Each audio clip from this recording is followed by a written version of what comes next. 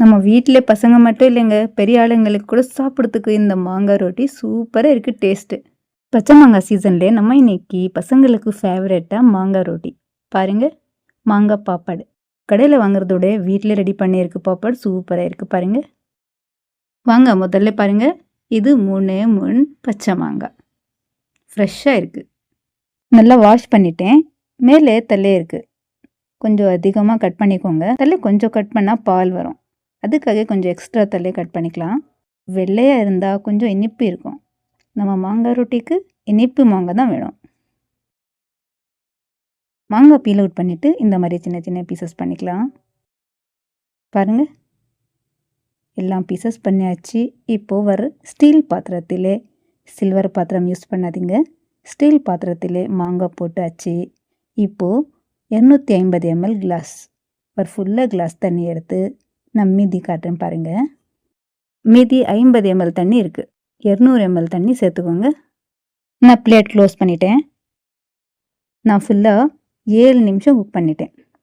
பாருங்கள், after 7 minutes half தண்ணி observe ஆகிட்டு இருக்குது, மீதி கொஞ்சமாக இருக்குது.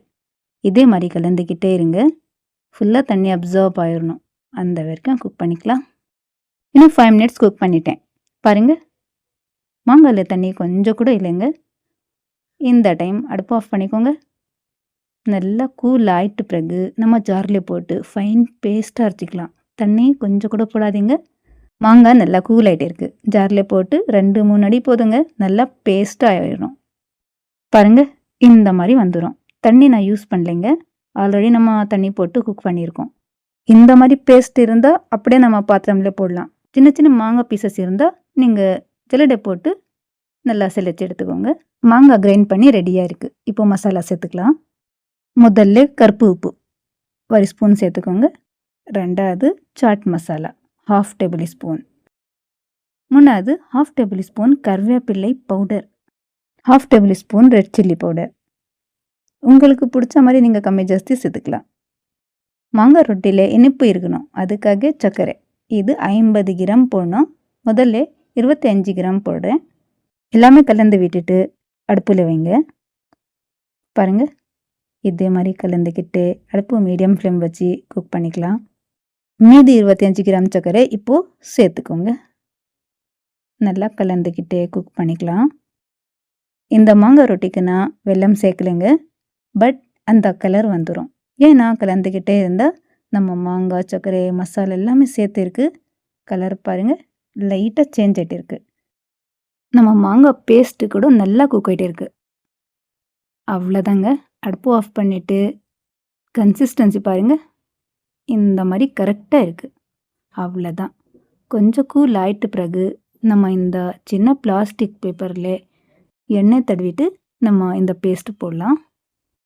பிளாஸ்டிக் பிடிக்கலன்னா நீங்கள் ஸ்டீல் பிளேட்டில் கூட போடலாம். பாருங்கள், பாதி கூல் ஆகிட்டு இருக்குது. இந்த மாதிரி பிளாஸ்டிக்கில் போட்டு ஸ்பூனில் மெல்லிசாக பண்ணிவிடுங்க. திக்னஸ் இருந்தால் 2 நாள் ஆகும் ட்ரை ஆகிறதுக்கு. பாருங்கள், அப்படியே ஃபுல் டே நல்லா வகிலில் காயிட்டோம், இல்லைன்னா ஃபேன் கீழே வச்சுடுங்க. நான் ஃபுல் டே 6 to 7 hours சன்லைட்டில் வைக்கிறேன். ஆஃப்டர் 8 hour பாருங்கள், நல்லா நம்ம மாங்காய் ரொட்டி காஞ்சிட்டு இருக்குது. எடுக்கிறதுக்கு எப்படி ஈஸியாக இருக்குது பாருங்கள். மெல்லிசா பாருங்கள் எப்படி வந்திருக்கு. இப்போது பீசஸ் பண்ணி சாப்பிட்டு பாருங்கள் எப்படி இருக்குன்னு டேஸ்ட்டு. வெறும் சர்க்கரை போட்டோன்னா கூட இந்த மாதிரி கலர் வந்திருக்கு பாருங்கள். சூப்பரான கலர்லே மாங்காய் ரொட்டி டேஸ்டியாக வந்திருக்கு பாருங்கள். உங்களுக்கு பிடிச்ச மாதிரி நீங்கள் எப்படி பீசஸ் வேணும் அப்படி கட் பண்ணி சாப்பிட்டு பாருங்கள். அவ்வளோதான். முதல் தடவை நீங்கள் ரெடி பண்ணால் கூட இதே மாதிரி கரெக்டாக வரும். பட் ரொட்டி நீங்கள் மெலிசாக போடுங்க, திக்னஸ் கொஞ்சம் கூட வேணுங்க. இந்த மாங்காய் சீசனில் தான் நம்ம இனிப்பு ரொட்டி செய்ய முடியும். அதுக்காக கண்டிப்பாக உங்கள் பசங்களுக்கு உங்களுக்கு ட்ரை பண்ணி சாப்பிட்டு பாருங்கள். ஈஸியாக இருக்குது, டேஸ்ட்டு நல்லா இருக்குது, கைக்கு கொஞ்சம் கூட ஒட்டாது, எப்படி நல்லா காஞ்சிட்டு இருக்குது பாருங்கள். கரெக்டான மெஜர்மெண்ட், ஈஸியாக ரெசிபி. ட்ரை பண்ணிவிட்டு கமெண்ட் பண்ணுங்கள் நம்ம ரெசிபி எப்படி இருந்துச்சு என. நம்ம வீடியோ பிடிச்சிருந்தா ப்ளீஸ் லைக் பண்ணிவிட்டு உங்கள் ஜூஹி தமிழ் சமையலை மறக்காமல் சப்ஸ்கிரைப் பண்ணிவிட்டு கூடவே பெல் கிளிக் பண்ணிக்கோங்க.